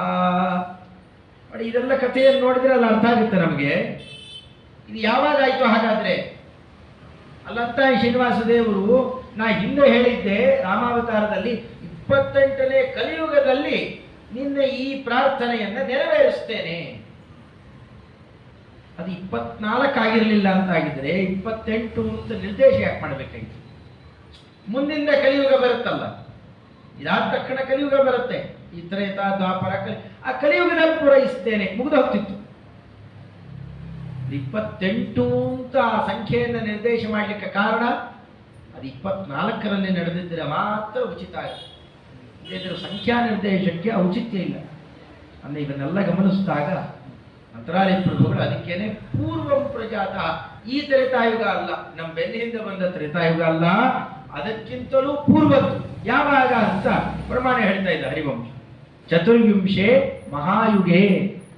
ಚತುರ್ವಿಂಶ, ವಿಂಶ ಅಂದ್ರೆ 20, ಚತುರ್ ಅಧಿಕ ವಿಂಶ, 24 ಅಧಿಕವಾಗಿ ಹೊಂದಿದೆ. ಅಲ್ಲಿಗೆ ಏನಾಯ್ತು? ಅಲ್ಲಿಗೆ 24. 24ನೇ ತ್ರೇತಾಯುಗದಲ್ಲಿ ನಡೆದಿದೆ ಅಂದರೆ ಇದು ಹೊಂದಾಣಿಕೆ ಆಗುತ್ತೆ. ಅಂದರೆ ಮಂತ್ರಾಲಯ ಪ್ರಭುಗಳು ಶ್ರೀಮಾನ್ ಅಂತ ಪ್ರಯೋಗ ಮಾಡಲಿಕ್ಕೆ ಇಷ್ಟೆಲ್ಲ ಶಾಸ್ತ್ರದ ಹಿನ್ನೆಲೆ. ಪೂರ್ವಂ ಅಂತ ಹೇಳಿದ್ದು ಒಂದು ನಿರ್ಣಾಯಕ ಶಬ್ದವನ್ನು, ಇದರ ಮೇಲೆ ಆಡಿದ್ದು ಪ್ರಜಾತಃ. ನೆನ್ನೆ ಆ ಶಬ್ದ ಅರ್ಥ ನೋಡಿ. ನಮ್ಮಂತೆ ಜಾತ ಅಲ್ಲ ಅವನು ಪ್ರಜಾತ. ಪ್ರಜಾತ ಪ್ರಕರ್ಷೇಣ, ಅವನ ಜನನದಲ್ಲೂ ಭಗವಂತನ ಅವತಾರದಲ್ಲೂ ಒಂದು ಪ್ರಕರ್ಷ ಇರುತ್ತೆ. ಯಾವ ಪ್ರಕರ್ಷ? ನಮ್ಮಂತೆ ಭೌತಿಕ ಶರೀರವನ್ನು ಹೊತ್ತು ಬರುವನಲ್ಲ, ಅಪ್ರಾಕೃತ ಶರೀರವನ್ನೇ ಭೌತಿಕ ಶರೀರದಂತೆ ಯಾರಿಗೆ ಬೇಕೋ ಹಾಗೆ ತೋರಿಸ್ತಾರೆ. ಬೆಳವಣಿಗೆಯನ್ನು ಆಚಾರ್ಯ ಹಾಗೆ ಹೇಳಿದ್ದಾರೆ. ಪರಮಾತ್ಮನು ಕೂಡ 16 ವರ್ಷದ ತನಕ ಬೆಳೆದ, ಆಮೇಲೆ ಬೆಳವಣಿಗೆ ಕಾಣಿಸಲೇ ಇಲ್ಲ. 16ನೇ ವರ್ಷದ ಹುಡುಗ ಹೇಗಿದ್ದಲ್ಲ, ಕಡೆಯ ತನಕ 13,000 ವರ್ಷ ಆದ್ಮೇಲೂ ಹಾಗೆ. ಆಮೇಲೆ ಬೆಳವಣಿಗೆ ಕಾಣಲೇ ಇಲ್ಲ. ಬೆಳವಣಿಗೆ ಕಂಡಿದ್ದ 16 ವರ್ಷದ ತನಕ. ಯಾರಿಗೆ ಕಾಣಿಸ್ತು? ನಿಜವಾಗಿಯೂ ಬೆಳವಣಿಗೆ ಆಗಿದೆಯಲ್ಲಿ ಭಗವಂತನ ರೂಪದಲ್ಲಿ ಬೆಳವಣಿಗೆ ಆಯ್ತಾ? ಇಲ್ಲ. ಹೆಂಗಾಗುತ್ತೆ? ಭಗವಂತ ಚಿಕ್ಕವನಾಗಿದ್ದ, ಬೆಳೆದ, ಶರೀರದಲ್ಲಿ ಬೇರೆ ಈ ವಸ್ತುಗಳನ್ನು ತಿಂದು, ಇಲ್ಲಿ ನಾವು ತರಕಾರಿನೋ ಅದೋ ಇದೋ ತಿಂದು ಪುಷ್ಟಿಯಿಂದ ಬೆಳೀತೇವೆ. ಹಾಗೆ ಭಗವಂತ ಬೆಳೆಯೋದಾದ್ರೆ ಹೇಗೆ ಬೆಳೀತಾನೆ? ನಿತ್ಯ ಪ್ರವೃದ್ಧಸ್ಯ ಹಿ ತಸ್ಯ ವೃದ್ಧಿ ಅಪೇಕ್ಷ ಲೋಕಸ್ಯ ಹಿ ಮಂದದೃಷ್ಟ್ಯಂ ನಿತ್ಯ ಪ್ರವೃದ್ಧಸ್ಯ ಹಿ ತಸ್ಯ ವೃದ್ಧಿ ಆಚಾರ್ಯರ ನಿರ್ಣಯ. ಮತ್ತೆ ಬೆಳೆದ ಅಂದ್ರೆ ಏನರ್ಥ? ಭಗವಂತ ಬೆಳಿಲಿಲ್ಲಪ್ಪ, ಬೆಳೆದಿದ್ದು ಯಾವುದು ಗೊತ್ತಾ? ನೋಡುಗರ ಕಣ್ಣು ಬೆಳೀತು. ಏನ್ರಿ ಹಾಗಂದ್ರೆ? ನೋಡಿದವ್ರ ಕಣ್ಣು ಅಂದ್ರೆ ನಾವು ಏನೇನನ್ನೋ ನೋಡ್ತಾ ಇದ್ದೀವಿ, ಅದೆಲ್ಲ ಬೆಳೆದಿದ್ಯಾ? ರಾಮ ಮಾತ್ರ ಬೆಳೆದ ಹಾಗೆ ಯಾಕೆ ಕಾಣಿಸ್ತದನ್ನ? ಬಹಳ ಚೆನ್ನಾಗಿ ಉತ್ತರ ಕೊಟ್ಟಿದ್ದಾರೆ ಆಚಾರ್ಯರು. ನಾವು ತಿರುಪತಿ ಬೆಟ್ಟಕ್ಕೆ ಹೋಗ್ತೇವೆ, ಒಳ್ಳೆ ಉದಾಹರಣೆ. ತಿರುಪತಿ ಬೆಟ್ಟ ಹಗಲೊತ್ತಿನಲ್ಲಿ ಹೋಗ್ಬೇಕು. ನೀವು ತಿರುಪತಿ ಊರಿನಿಂದ ಬೆಟ್ಟದ ತನಕ ಬರ್ಬೇಕಲ್ಲಿ ಏನು ಇಲ್ಲೆಲ್ಲ ಬ್ಯಾಗ್ಗಳನ್ನೆಲ್ಲ ಚೆಕ್ ಮಾಡ್ತಾರೆ. ಅಲ್ಲಿ ತನಕ ನೇರ ರಸ್ತೆ ಬಂದರೆ ಆರಂಭದಲ್ಲಿ ಬೆಟ್ಟ ಎಷ್ಟು ಕಾಣಿಸ್ತಾ ಇರುತ್ತೆ? ಇಷ್ಟು ಉದ್ದ ಇರುತ್ತೆ. ಹತ್ತಿರ ಹೋಗ್ತಾ ಹೋಗ್ತಾ ಹೋಗ್ತಾ ದೊಡ್ಡದಾಗಿ ಬೆಳೆಯುತ್ತೆ ಅನ್ಬೋದಾ? ಬೆಟ್ಟ ಏನ್ರಿ ಹತ್ತಿರ ಬಂದ ಹಾಗೆಲ್ಲ ಬೆಳೀತಾ ಹೋಯ್ತು. ಬೆಟ್ಟ ಬೆಳಿಲೇ ಇಲ್ಲ, ಅಡ್ಡೆ ಇದೆ. ಮತ್ತೇನು ಅಭಿಪ್ರಾಯ? ನಮ್ಮ ದೃಷ್ಟಿಕೋನ ಬೆಳೀತಾ ಹೋಯ್ತು. ನಮ್ಮ ದೃಷ್ಟಿ ಬೆಳೀತು ಅಂತಾನೆ ನೋಡುವವರು ಹಾಗೆ ನೋಡ್ತಾ ಇದ್ರು. ರಾಮನಿಗೆ ಎಷ್ಟು ತಿಂಗಳಾಯ್ತು? 8 ತಿಂಗಳಾಯ್ತಾ? ಓ, 8 ತಿಂಗಳಿಗೆ ಇಷ್ಟು ಬೆಳೆದಿರ್ಬೇಕಲ್ಲ. ಎಷ್ಟು 4-5 ವರ್ಷ ಆಯ್ತಾ? ಹಾಗಾಗಿ ಇಷ್ಟು ಬೆಳೆದಿರ್ಬೇಕಲ್ಲ. ನೋಡ್ತಾ ಇದ್ರು, ಅಷ್ಟು ತೋರಿಸ್ತಾ ಇದ್ದ ಅಷ್ಟೇ. ಅಪೇಕ್ಷೆ ಲೋಕಸ್ಯ ಹಿ ಮಂದ ದೃಷ್ಟಿ. ಅವರ ಮಂದ ದೃಷ್ಟಿ, ಅದೇ ಅಮಂದ ದೃಷ್ಟಿಯಿಂದ ನೋಡ್ತಿದ್ರಲ್ಲ ಜ್ಞಾನಿಗಳು, ಅವರಿಗೆ ಏಕಪ್ರಕಾರನೇ ಕಾಣಿಸ್ತಾ ಇದ್ದ. ಇದು ವಾಸ್ತವಿಕವಾಗಿ ಎಲ್ಲ ಕಡೆಯಲ್ಲಿ ಭಗವಂತನ ಬೆಳವಣಿಗೆ ಅಂದ್ರೆ ಅದು ಪ್ರಕಟಣೆ. ಅವತಾರ ಅಂತಂದ್ರೆ ಅದು ಪ್ರಕಟಣೆ. ಅದೆಲ್ಲ ಬರುತ್ತಲ್ಲ, ಅದಕ್ಕೋಸ್ಕರವಾಗಿ ಪ್ರಜಾತ ಆ ಪ್ರಕರ್ಷ ಇದೆ. ನಮಗೂ ಭಗವಂತನಿಗೂ ತುಂಬ ವ್ಯತ್ಯಾಸ ಇದೆ. ಇದು ಯಾವಾಗಲೂ ಚಿಂತನೆ ಮಾಡ್ತಾ ಇರಬೇಕು ನಾವು. ಸ್ವಾಮಿ, ನೀನು ಅವತಾರ ಮಾಡಿದ್ದೀಯಾ, ನಮ್ಮಂತೆ ಎಲ್ಲೋ ಬಿದ್ದು ಶರೀರ ಬೆಳೆಸಿಕೊಂಡು ಯಾವುದೋ ರೀತಿಯಲ್ಲಿ ಅತ್ಯಂತ ದುಃಖದಿಂದ ಹೊರಗೆ ಬಂದು ಹೀಗೆಲ್ಲ ದುಃಖ ಪಡುವವನಲ್ಲ. ನಿನಗೆ ಆ ತರಹದ ಜನನಾದಿ ದುಃಖ ಇಲ್ಲ, ನಿನಗೆ ಜನನ ದುಃಖ ಇಲ್ಲ, ನಿನಗೆ ಮರಣ ದುಃಖ ಇಲ್ಲ ಹೇಳ್ತಾನೇ ಇದ್ರೆ, ಮತ್ತೆ ಮತ್ತೆ ಚಿಂತನೆ ಮಾಡ್ತಾ ಇದ್ರೆ ಭಗವಂತ ಅಂತಾನಲ್ಲಪ್ಪ, ನನಗೆ ಜನನ ಇಲ್ಲ ಇಲ್ಲ ಅಂತ್ಯ, ನಿನಗೆ ಹೆಂಗೆ ಜನನ ಕೊಡ್ಲಿ ನಾನು? ಇನ್ಮೇಲೆ ನಿನಗೂ ಜನನ ಇಲ್ಲ ತೆಗೆದಾಕ್ಬಿಡ್ತಾನೆ. ಅಲ್ಲಿಗೆ ಏನಾಯ್ತು? ಅಲ್ಲಿಗೆ ನಮಗೆ ಜನನ ಇಲ್ಲ ಮರಣ ಇಲ್ಲ ಅಂತಂದ್ರೆ ಇದು ಸಂಸಾರ ಬಂದಲ್ಲಿ ಮುಕ್ತಿ. ಭಗವಂತನಲ್ಲಿ ಯಾವಾಗಲೂ ಇದನ್ನು ಚಿಂತನೆ ಮಾಡ್ತಾ ಇರಬೇಕು. ಭಗವಂತ ನಮ್ಮಂತೆ ಜನನಾದಿ ದೋಷ ದೂರ ಇದ್ದಾನೆ. ಅದ್ಯಾವುದು ಇಲ್ಲ ಇಲ್ಲ ಇಲ್ಲ ಯಾವಾಗಲೂ ಬರಬೇಕು. ಅದಕ್ಕೆ ಮಾತ್ರಾದಿ ಪ್ರಭೆಗಳಂದ್ರು ಶ್ರೀಮಾನ್ ಪೂರ್ವಂ ಪ್ರಜಾತಃ. ಪ್ರಕರ್ಷೇಣ ಜಾತನಾಗಿದ್ದ. ನೆಪ ಮಾಡಿದ್ಯಾ ನನ್ನ? ದಶರಥ ನೃಪತೇ. ಇಲ್ಲಿ ದಶರಥ ನೃಪತಿ, ದೊಡ್ಡ ರಾಜ. ದಶರಥ ಸಾಮಾನ್ಯ ವ್ಯಕ್ತಿನೂ ಅಲ್ಲ. ಹಾಗೆ ಅಂತ ಚಿತ್ರಣ ಮಾಡ್ತಾರೆ. ಹಾರಾಣ ಶುಭ್ರಾಣ ಗೀತಾಚಾರ್ಯರೇ ಬಹಳ ಚೆನ್ನಾಗಿ ಅಂದಿದ್ದಾರೆ. ಈ ಒಳ್ಳೆ ಮುತ್ತಿನ ಹಾರ ಇರುತ್ತೆ. ಆ ಮುತ್ತಿನ ಹಾರಕ್ಕೆ ಕಡೆಗೆ ಏನು ಮಾಡಿರ್ತಾರೆ? ಇಲ್ಲ ಬರೇ ಮುತ್ತಿಂದ ಆದರೂ ಕಡೆಗೆ ಒಂದು ದೊಡ್ಡ ಮಣಿ ಹಾಕಿರ್ತಾರೆ. ಒಂದು ಶಿರೋಮಣಿ ಅಂತ ಒಂದಿರುತ್ತೆ. ಇಲ್ಲ ಬೇರೆ ಬೇರೆ ಬೇರೆ ಬೇರೆ ಮಣಿದೆಲ್ಲ ಹಾರ ಮಾಡಿದ್ದಾರೆ. ಅದಕ್ಕೇನು ಮಾಡಿರ್ತಾರೆ? ಪೆಂಡೆಂಟ್ ಥರ ಅದಕ್ಕೆ ಬೇರೆ ರತ್ನ ಹಾಕಿರ್ತಾರೆ, ತುಂಬ ಹೊಳೆಯುವಂಥದ್ದು. ಈ ವ್ಯಕ್ತಿ ಆ ಥರ ಇದ್ದವನು ಅಂತ. ಇಡೀ ಸೂರ್ಯವಂಶ ಅನ್ನೋದೇ ಅದ್ಭುತವಾದ ಮಣಿಗಳ ಹಾರ ಇದ್ದಂತೆ. ಅದರಲ್ಲಿ ದಶರಥ ಮಹಾರಾಜ ಏನಿದ್ದಾರಲ್ಲ, ಆತ ಅಂತೂ ಶಿರೋರತ್ನ ಇದ್ದಂತೆ ಇದ್ದಾನೆ. ಕಾರಣ, ಆತನನ್ನ ನೆಪ ಮಾಡಿ ಭಗವಂತ ಅವತಾರ ಮಾಡ್ತಾನೆ. ಯಾಕೆ ಆ ಮಾತನ್ನ ಹೆಚ್ಚು ಒತ್ತೆ ಹೇಳ್ತಾರೆ ಅಂದರೆ, ಮಂತ್ರಾಲಯ ಪ್ರಭು ಮಕ್ಕಳಿಲ್ಲ ಅಂತೂ ತುಂಬ ಗೋಳಾಡ್ತಾ ಇದ್ದ. ಆತನೂ ಕೂಡ ಮಕ್ಕಳಾಗಲಿಲ್ಲ. ವಂಶ ಉಳಿಯೋದು ಹೇಗೆ, ಬೆಳೆಯೋದು ಹೇಗೆ? 300ಕ್ಕೂ ಹೆಚ್ಚು ಮದುವೆ ಆಗಿತ್ತಂತೆ. ಪುಣ್ಯಾತ್ಮ. ಈಗೆಲ್ಲ ಗೊತ್ತಾಗೋಲ್ಲ. ರಾಮದೇವರ ಕಾಡಿಗೆ ಹೋಗ್ತೇನೆ ಅಂತಂದಾಗ 300 ಜನ ತಾಯಿಯಂದರಿಗೆ ನಮಸ್ಕಾರ ಮಾಡಿ ಎಲ್ಲಿಂದ ಬಂದಿರೋರು ಅಂತ ಕೇಳಿದಾಗ ಮದುವೆ ಮಾಡಿಕೊಂಡಿದ್ದ. ಅದು ಚಮತ್ಕಾರ ಇದೆ. ಇದೊಂದೇ ಸಂದರ್ಭ ಅಲ್ಲ, ಇನ್ನೊಂದು ಸಂದರ್ಭದಲ್ಲಿ ಹೇಳ್ತಾರೆ. ಪರಶುರಾಮ ದೇವರು ಯಾವಾಗ ಆಕ್ರಮಣ ಮಾಡ್ತಾ ಇದ್ರು ಆಗೆಲ್ಲ ಚಪ್ರ ಹಾಕೋದು, ಮದುವೆ ಮಾಡ್ಬೋದು. ಪರಶುರಾಮ ದೇವರು ಕಂಕಣ, ಸ್ವಾಮಿ ಕಂಕಣ ಕಟ್ಕೊಂಡಿದ್ದೇನೆ, ನೀವು ಕಂಕಣ ಕಟ್ಕೊಂಡವರು ಕೊಲ್ಲೋಲ್ವಂತೆ, ನಾ ಕಂಕಣ ಕಟ್ಕೊಂಡಿದ್ದೇನೆ ಅಂತ ತೋರಿಸ್ತೀವಿ. ಯಾವಾಗಲೂ ಹೀಗಾಗೋದು. ಅದಕ್ಕೆ ಇದ್ದಕ್ಕಿದ್ದಾಗೆ ನುಗ್ಗೊಂಡ್ಬಿಡ್ತಾರೆ. ಸೀತಾ ಕಲ್ಯಾಣ ಆದ ತಕ್ಷಣನೇ ದಾರಿ ಮಧ್ಯೆ ನುಗ್ಗೊಂಡ್ಬಿಡ್ತಾರೆ. ಹೋಗಿ ದುಃಖ ಪಡ್ತಾರೆ. ದಶರಥರ ಸ್ವಾಮಿ ಕಂಕಣ ಬಿಟ್ಟುಬಿಟ್ಟಿದ್ದಾನೆ ನನ್ನ ಮಗ, ಏನೂ ಮಾಡಬೇಡಿ. ಈಗಿನ್ನೂ ಮದುವೆ ಆಗಿದೆ. ಬರೀ ಮದುವೆ ಸಂದರ್ಭ ಅಲ್ಲ, ಕಂಕಣ ಕಟ್ಕೊಂಡವ್ರು ಏನು ಮಾಡೋಲ್ಲ ಅಂತ ಅವ್ರ ಪ್ರತಿಜ್ಞೆ. ಇದು ವಿಚಿತ್ರ ಭಗವಂತನ ಲೀಲಾ. ಇದು ಕಂಕಣ ಬಿಚ್ಚಿದ್ದಾನೆ, ಬಂದ್ಬಿಟ್ಟು ಅಯ್ಯಯ್ಯೋ ಏನು ಮಾಡಬೇಡಿ ಅಂತ ಕಾಲದಲ್ಲಿ ಹೇಳ್ತಾರೆ. ಕಾಲು ಹೇಳ್ಕೊಂಡು ಹೊಟ್ಟೋಗ್ತಾರೆ ಮುಂದೆ. ಒಂದು ರೌದ್ರ ದರ್ಶನ ಇದೆ, ಆಗ ಬಹಳ ಚೆನ್ನಾಗಿದೆ ಆ ಚರಿತ್ರೆ. ಹಾಗೆ ಹೇಳ್ಕೊಳ್ತಾರೆ, ಯಾಕೆ ನಾನು ಹೀಗೆ ಆಕ್ರಮಣ ಮಾಡಿದಾಗ ಒಂದು ಮದುವೆ ಮಾಡ್ಕೊಂಡು ಕಂಕಣ ಕಟ್ಕೊಂಡು ಕುತ್ಕೊಂಡ್ಬಿಟ್ಟಿದ್ದೆ, ಹಾಗೆ ಬಂದ್ಬಿಟ್ಟಿದ್ದಾರಲ್ಲ, ಏನ್ ಮಾಡೋದು ಈಗ? ಅಷ್ಟೊಂದು ಮದುವೆ ಆಗಿತ್ತು. ಅಷ್ಟು ಮದುವೆ ಆದರೂ ಕೂಡ ಒಂದು ಕಡೆಯಲ್ಲೂ ಕೂಡ ಪುತ್ರ ಸಂತಾನ ಇಲ್ಲ. ಅದಾಡ್ತಾ ಇದ್ದಾರೆ ಆ ಕಾಲದಲ್ಲಿ. ದಶರಥ ಮಹಾರಾಜನ ಕಾಲದಲ್ಲಿ ಸುಮಂತ್ರ ಮಂತ್ರಿ ತಾನು ಹಿಂದೆ ಸನಕಾದಿಗಳ ಸಭೆಯಲ್ಲಿ ಕೇಳಿದ ಒಂದು ಮಾತನ್ನು ಮುಂದಾಡ್ತಾನೆ. ನಾನು ಹಿಂದೆ ಕೇಳಿದ್ದೆ, ಏನು ಮುಂದೆ ದಶರಥ ರಾಜ ಅಂತ ಒಬ್ಬ ಬರ್ತಾನೆ. ಅವರು ಆ ಕಾಲದಿಂದ ಇರೋರು ವಸಿಷ್ಠ ಋಷಿಗಳು, ಇವತ್ತು ಪುರೋಹಿತರಾಗಿ ಬಂದಿರೋರಲ್ಲ. ಸಭೆಯನ್ನೇ ಕಲ್ಪನೆ ಮಾಡಿಕೊಳ್ಬೇಕು. ದಶರಥ ಮಹಾರಾಜನ ಸಭೆಯಲ್ಲಿ ಯಾರ್ಯಾರಿದ್ದಾರೆ, ಏನೇನು ನಡೆದಿದೆ. ಆ ವಸಿಷ್ಠ ಋಷಿಗಳು ಅಂತ ಏನಿದ್ದಾರಲ್ಲ, ಇವನ ಹಿಂದಿನ 60 ತಲೆಮಾರಿನಿದೆ ಮೇಲೆ, ಅಲ್ಲಿ 61ನೇ ತಲೆಮಾರಿ ಮೇಲೆ ಏನಿದ್ದಾನಲ್ಲ ಆತ ವೈವಸ್ವತ ಮನು, ಆತನ ಮನೆಯಲ್ಲಿ ಪೌರೋಹಿತ್ಯ ಶುರು ಮಾಡಿದವರು. ವೈವಸ್ವತ ಮನುವಿಗೆ ಪೌರೋಹಿತ್ಯ ಮಾಡಿಸಿದವರೇ ಇವತ್ತಿಗೂ ಮಾಡಿಸ್ತಾ ಇದ್ದಾರೆ. ದಶರಥ ಮಹಾರಾಜರು ವಸಿಷ್ಠರನ್ನ ಹಾಗಾದ್ರೆ ಹಾಕಾಡ್ತಾ ಇದ್ರು. ಅದೆಂಥ ಸಭೆ ಇರಬಹುದು, ಅಂತಹ ಮಹಾನುಭಾವರೆಲ್ಲ ಇಡೀ ವಂಶಾವಳಿ ಅಲ್ಲಿ ಬಂದಂತಹ ಅನರಣ್ಯ, ಅಜರಾಜ, ಕಲ್ಮಾಜಪಾದ ಆಗಲಿ, ಅದರಂತೆ ಭಗೀರಥ ಆಗಲಿ, ದಿಲೀಪ ಆಗಲಿ, ಎಂಥೆಂಥ ರಾಜಾದಿರಾಜರಾಗಿ ಹೋಗಿದ್ದಾರೆ. ಅವರನ್ನೆಲ್ಲ ಹರಿಸಿದವರೇ ದಶರಥ ಮಹಾರಾಜನನ್ನು ಹರಿಸಲಿಕ್ಕೆ ಇನ್ನೂ ಇತ್ತು. ಎಂಥ ಭಾಗ್ಯವಂತ ಆತ. ಅಂಥವ್ರ ಆ ಕಾಲಕ್ಕೆ ಸಭೆಯಲ್ಲಿ ಕೂತಾಗ ಒಂದು ರಹಸ್ಯ ಹೇಳ್ತೇನೆ. ಹಿಂದಿನ ಪ್ರಕರಣವನ್ನು ಹೇಳ್ತಾ ಇನ್ನೊಂದು ದೊಡ್ಡ ಚರ್ಚೆ ನಡೀತಾ ಇತ್ತು. ಅಲ್ಲಿ ಹೇಳಿದ್ರು, ದಶರಥ ಮಹಾರಾಜ ಅಂತ ಬರ್ತಾನೆ, ಅವನಿಗೆ ಪುತ್ರನಾಗಿ ಸಾಕ್ಷಾತ್ತಾಗಿ ಭಗವಂತನೇ ಅವತಾರ ಮಾಡ್ತಾನೆ.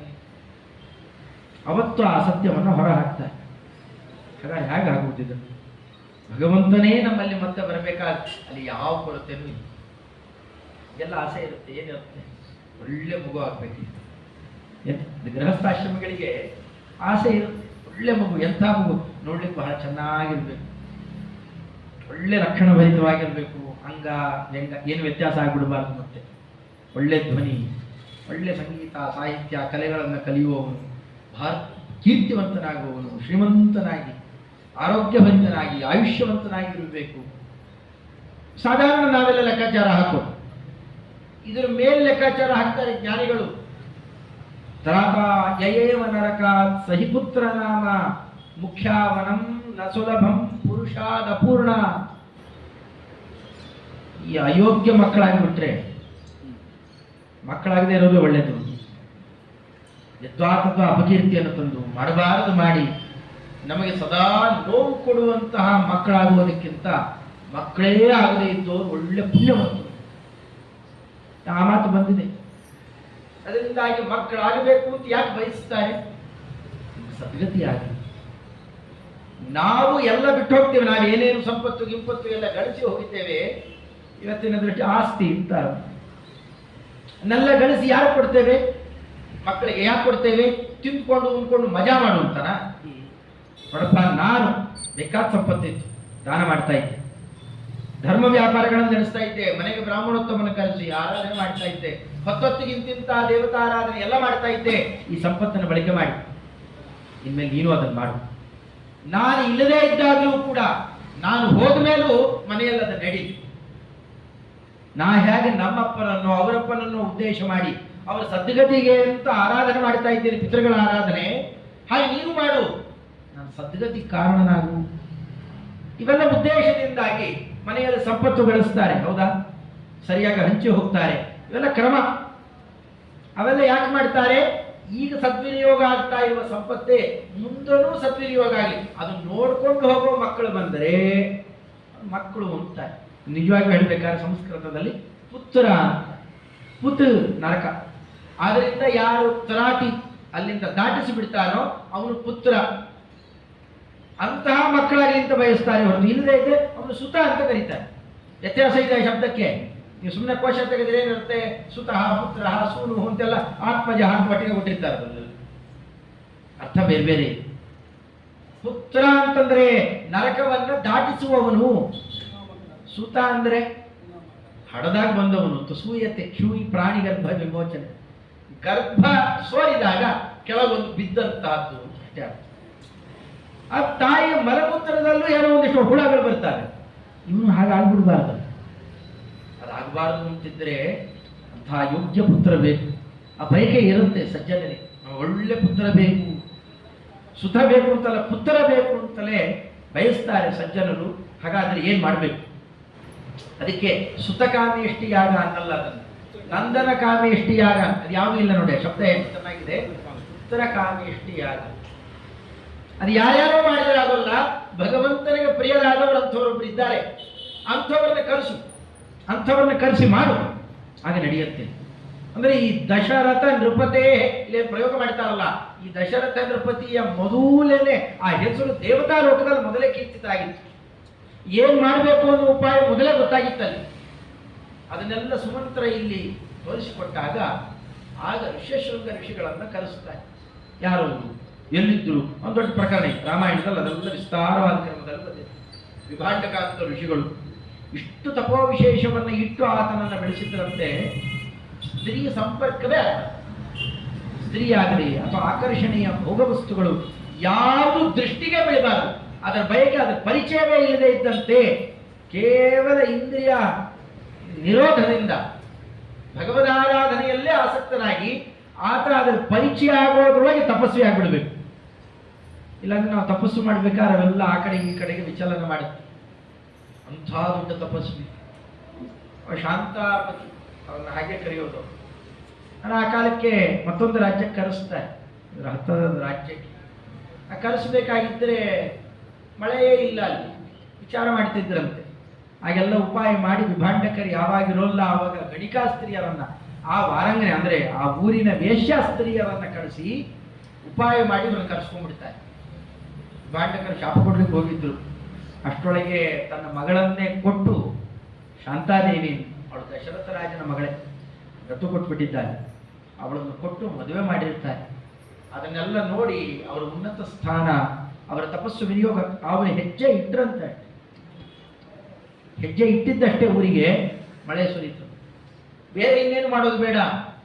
ಸಜ್ಜನರು ಒಬ್ಬರಿದ್ರೆ ಭಗವಂತನ ಪ್ರತಿಜ್ಞೆ ಅದು, ಮದ್ಭಕ್ತಿಯುಕ್ತೋ ಭುವನಂ ಪುನಾತಿ.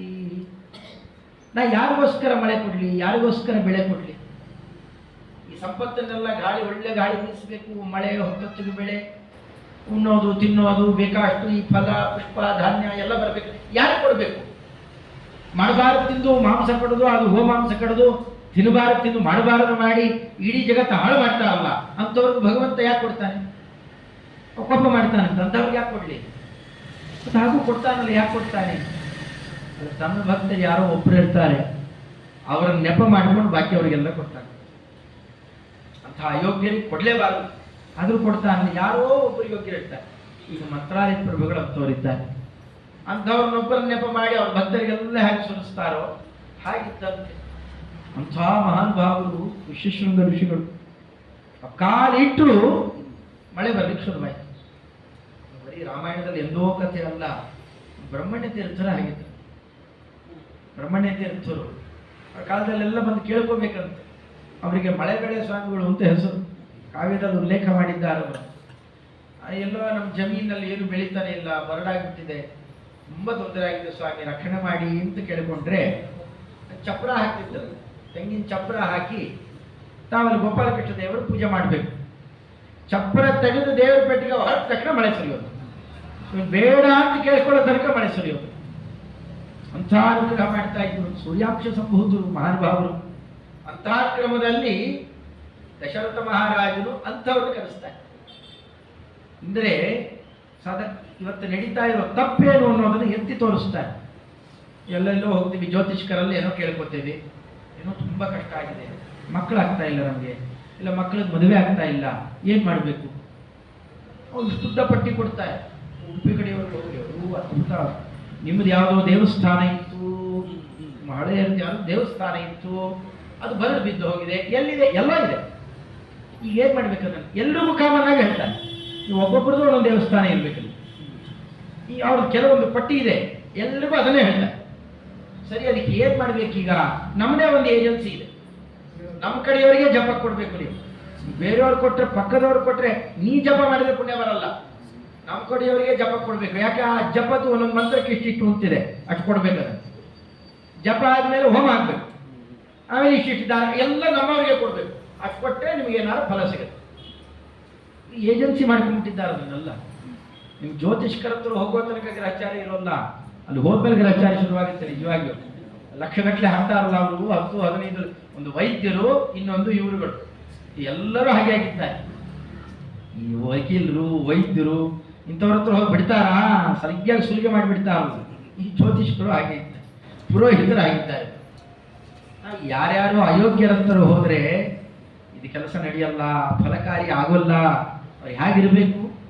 ಮೊದಲು ಅವರು ಸದಾಚಾರಿಯಾಗಿರ್ಬೇಕು. ಋಷ್ಯಶೃಂಗರನ್ನು ಯಾಕೆ ಇಲ್ಲಿ ಉಲ್ಲೇಖ ಮಾಡ್ತಾರೆ? ನಿಮಗೆ ಆ ಕಾರ್ಯದಿಂದಾಗಿ ಭಗವಂತ ಪ್ರೀತನಾಗಿ ಫಲ ದೊರೆಯಬೇಕಾಗಿದ್ದರೆ ನಾವು ಯಾರನ್ನು ಹಿಡಿತೇವೆ, ಅವ್ರು ಎಷ್ಟು ದುಡ್ಡು ಚಾರ್ಜ್ ಮಾಡ್ತಾರೆ ಅಲ್ಲ, ಅವ ಎಷ್ಟು ಸದಾಚಾರಿ ಇದ್ದಾನೆ, ಭಗವತ್ ಪ್ರಿಯನಾಗಿ ಬದುಕ್ತಾ ಇದ್ದಾನೆ, ಅದನ್ನು ನೋಡಿ. ಅಂಥವ್ರನ್ನ ಹಿಡೀರಿ, ಭಗವಂತ ಪ್ರೀತನಾಗ್ತಾನೆ. ಋಷ್ಯಶೃಂಗರ ಒಂದು ಪುತ್ರಗಾಮೇಷ್ಟಿ ಯಾಗ ಮಾಡಿಸಿದ್ರು, ದಶರಥ ರಾಜನ ಮನೆಯಲ್ಲಿ ಭಗವಂತನೇ ಅವತಾರ ಮಾಡಿ. ಕಾರಣ ಏನು?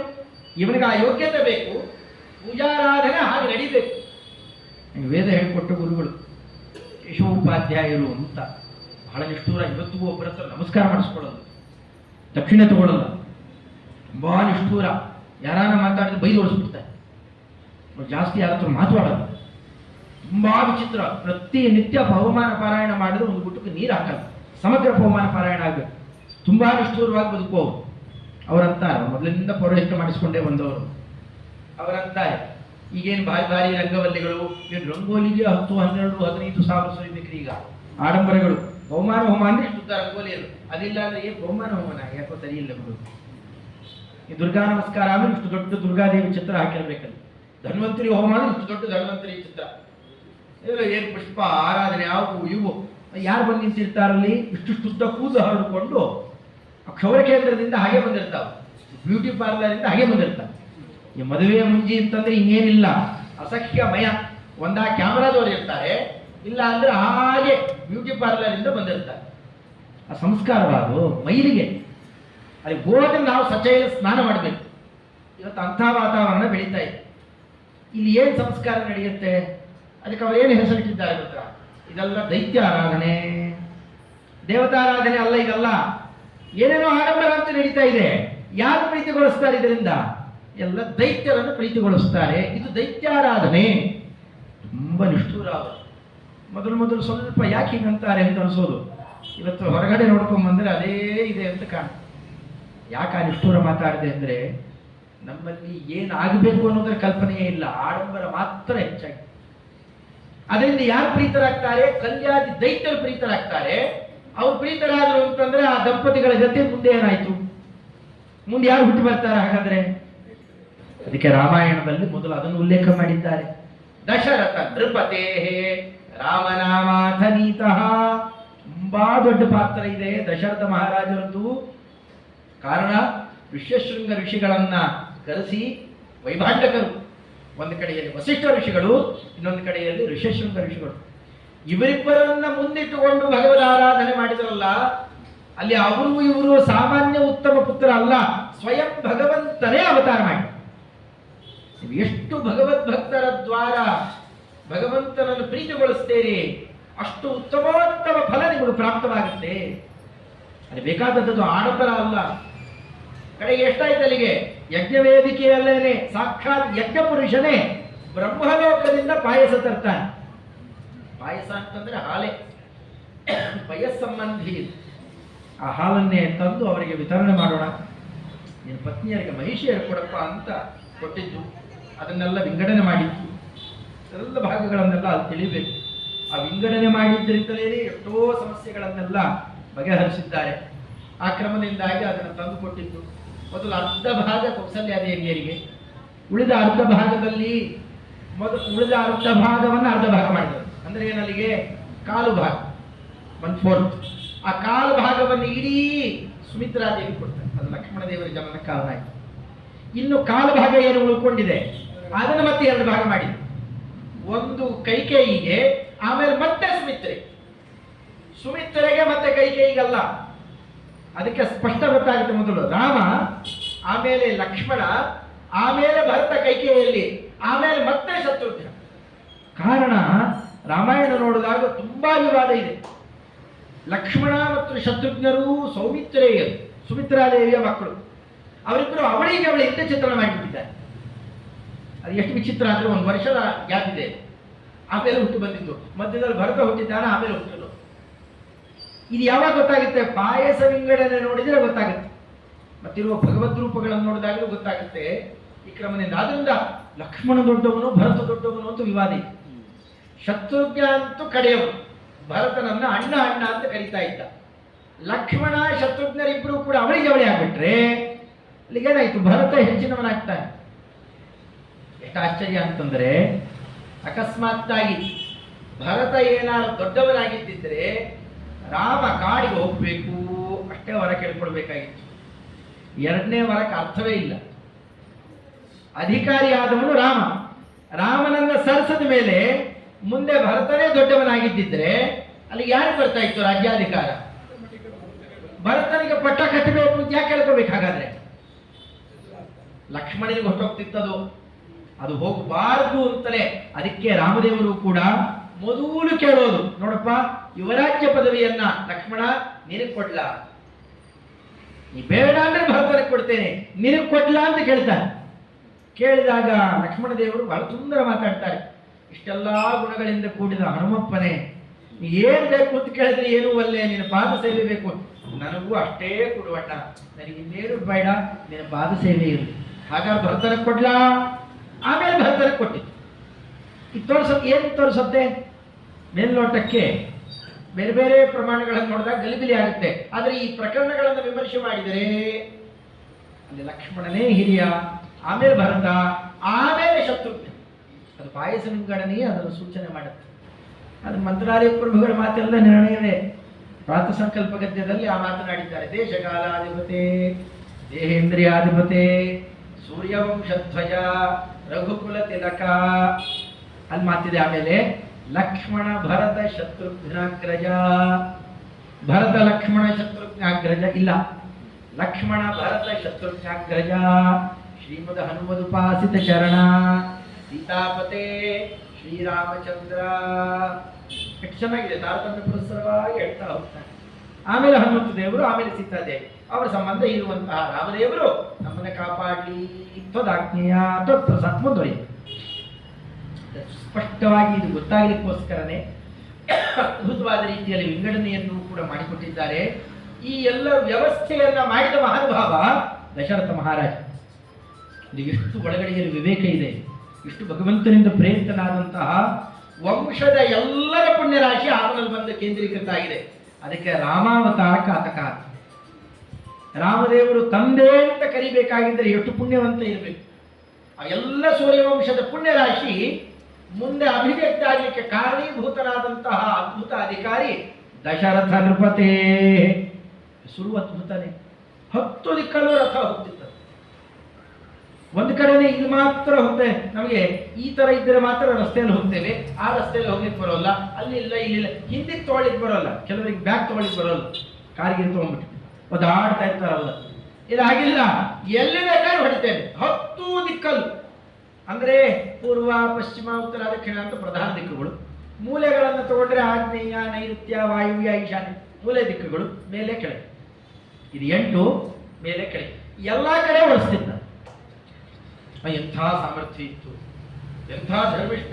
ಎಲ್ಲ ಕಡೆಯಲ್ಲಿ ಸಜ್ಜನರನ್ನ ರಾವಣಾದಿಗಳು ಇದ್ದರೂ ಕೂಡ ಅಯೋಧ್ಯ ಪಟ್ಟಣದ ತಟ್ಟೆಗೆ ಬಂದಿರಲಿಲ್ಲ. ಅದಷ್ಟೇ ಸಾಕು, ಆತನಲ್ಲಿ ಎಷ್ಟು ಪರಮಾನುಗ್ರಹ ಇತ್ತು. ಅಂತಹ ಸ್ವಯಂ ಧರ್ಮಿಷ್ಠನಾದ ವ್ಯಕ್ತಿ.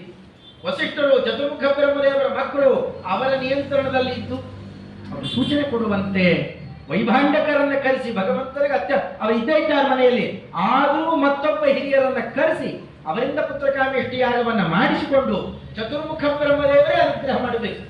ಆ ಕ್ರಮದಿಂದಾಗಿ ಪಾಯಸವನ್ನು ತಗೊಂಡು ವಿಂಗಡಣೆ ಮಾಡಿ ಆಗ ಅಲ್ಲಿ ಪಡ್ಕೊಂಡಂತಹ ಅದ್ಭುತವಾದ ಭಗವದ್ ರೂಪವೇ ರಾಮನಾಮಾಧನೀತ. ಸ್ವಯಂ ರಾಮಚಂದ್ರ ದೇವರು ಆಗ ಅವತಾರ ಮಾಡಿ ಬರ್ತಾರೆ. ಅದಕ್ಕೆ ತಕ್ಕಂತೆ ದೇವತೆಗಳು ಕೂಡ ಆಗೆಲ್ಲ ಪ್ರಾರ್ಥನೆ ಮಾಡಿತ್ತು. ಆಗ ರಾಮ ಕೌಸಲ್ಯಾದೇವಿಯರಲ್ಲಾದರೆ, ಲಕ್ಷ್ಮಣ ದೇವರು ಸುಮಿತ್ರಾದೇವಿಯಲ್ಲಿ, ಭರತ ಶತ್ರುಘ್ನ ಭರತ ಕೈಕೇಯಿ ದೇವಿಯಲ್ಲಿ, ಶತ್ರುಘ್ನ ಮತ್ತೆ ಸುಮಿತ್ರಾದೇವಿಯಲ್ಲಿ. ಇವರಲ್ಲಿ ನೆನ್ನೆನೆ ಹೇಳಿದಂತೆ 4 ಭಗವದ್ ರೂಪಗಳು. ಸ್ವಯಂ ವಾಸುದೇವ ರೂಪಿ ಪರಮಾತ್ಮನೇ ಮೋಕ್ಷದಾಯಕ ರೂಪ. ಮೋಕ್ಷ ಬಿಡ್ಲಿಕ್ಕೆ ಕರ್ಕೊಂಡು ಹೋಗಲ್ಲ, ಮತ್ತೆ ಮಾಯಾಪತಿ ವಾಸುದೇವನೇ ಸೀತಾಪತಿ ರಾಮನಾಗಿ ಅವತಾರ ಮಾಡಿ. ಹಾಗಾದ್ರೆ ರಾಮ ಅಂದ್ರೇನು, ವಾಸುದೇವ ಅಂದ್ರೇನು, ಅಲ್ಲೆಲ್ಲ ಹೊಂದಾಣಿಕೆ ಬೇಕಲ್ಲ. ಲಕ್ಷ್ಮಣ, ಶತ್ರುಘ್ನ ಹೀಗೆಲ್ಲ ಒಬ್ಬೊಬ್ಬರಲ್ಲೂ ಕೂಡ ನಾಮಧೇಯದಲ್ಲೂ ಕೂಡ ಅದರ ಮಹತ್ವ ಇದೆ. ಅದಕ್ಕೆ ಇಲ್ಲ ಮಂತ್ರಾಲಯ ಪ್ರಭುಗಳು ರಾಮ ನಾಮಾಥನಿತಃ, ರಾಮ ಅಂತ ಹೆಸರು ತಗೊಂಡು ಬಂದ ಆ ನಾಮಧೇಯಕ್ಕೆ ಎಷ್ಟೆಲ್ಲ ಮಹತ್ವ ಇದೆ ಅಂತ ಸತ್ಯಪರಾಯಣ ಸ್ವಾಮಿಗಳು ಅಂತ ಕೇಳಬೇಕು. ಇದು ರುದ್ರದೇವರು ನಿನ್ನೆಲ್ಲ ಒಂದಷ್ಟೆಲ್ಲ ನೋಡಿದ್ದಲ್ಲ, ಅದೆಲ್ಲ ಅಲ್ಲ.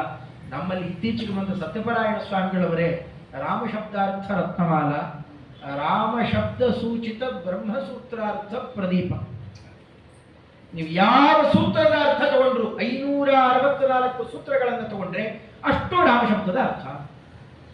ಸಮಗ್ರ ಋಗ್ವೇದ, ಯಜುರ್ವೇದ ಎಲ್ಲವೂ ರಾಮ ಶಬ್ದದ ಅರ್ಥ. ಇಡೀ ರಾಮಾಯಣ ರಾಮ ಶಬ್ದದ ಅರ್ಥ. ಇತ್ತೀಚೆಗೆ ತೋರಿಸಿಕೊಟ್ಟಿದ್ದಾರೆ.